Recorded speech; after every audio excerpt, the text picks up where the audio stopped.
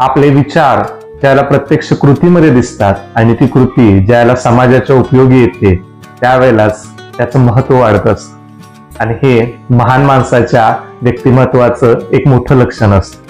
नमस्कार, मी संदीप. आज पुन्हा एकदा एक छानशी प्रेरणादायी कथा किंवा एक छानसा प्रसंग घेऊन आलेलो आहे. आजचा प्रेरणादायी प्रसंग आहे भारताचे माजी राष्ट्रपती, थोर शास्त्रज्ञ, missile man, Bharat Ratna doctor APJ Abdul Kalam यांच्या जीवनात घडलेला. चला तर मग चांगला ऐकूया.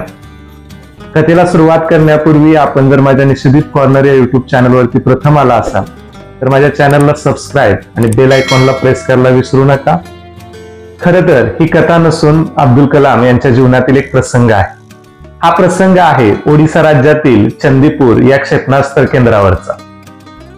त्या ठिकाणी कोणार्क नावाचं एक अतिथीगृह बांधण्याचं काम सुरू होतं. डॉक्टर अब्दुल कलाम त्या ठिकाणी असताना सकाळच्या वेळेला फेरफटका मारायला गेल्यानंतर त्यांच्या असं लक्षात आलं की ज्या ठिकाणी कोणार्क या अतिथीगृहाची नियोजित जागा आहे त्याच्यामध्ये एक मोठा वृक्ष आहे आणि एक कामगार ती जागा रिकामी करण्यासाठी तो वृक्ष तोडण्याच्या तयारीत होते. अब्दुल कलामांच्या लक्षात आल्यानंतर ते पटकन त्या ठिकाणी गेले आणि त्यांनी तो वृक्ष तोडण्यास मज्जाव केला. त्याचबरोबर कोणार्क या अतिथीगृहाची जागा त्या वृक्षापासून जवळपास 100 फुटाच्या अंतरावरती बदलली आणि त्या ठिकाणी त्या कोणार्क या अतिथीगृहाचं काम सुरू झालं. तसं पाहायला गेलं तर तो वृक्ष त्यावेळेला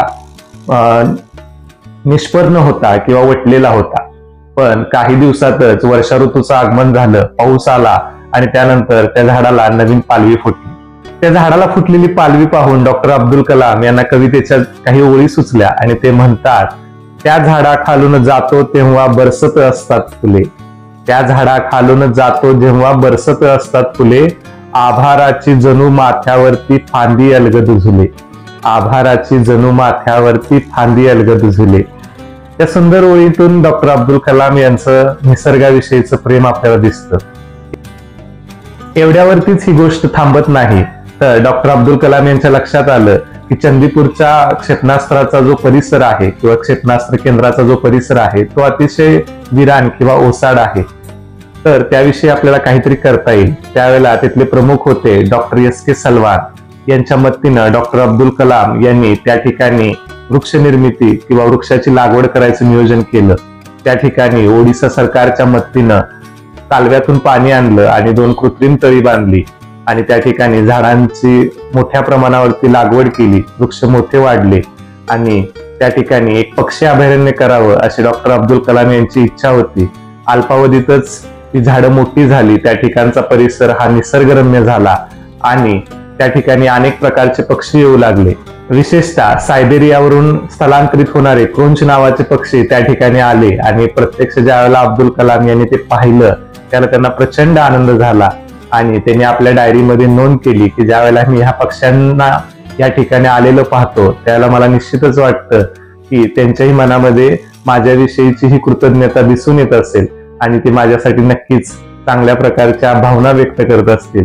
अशा पद्धतीनं निसर्गाविषयी हळवा असणारा एक कोपरा डॉक्टर अब्दुल कलाम यांच्यामध्ये होता.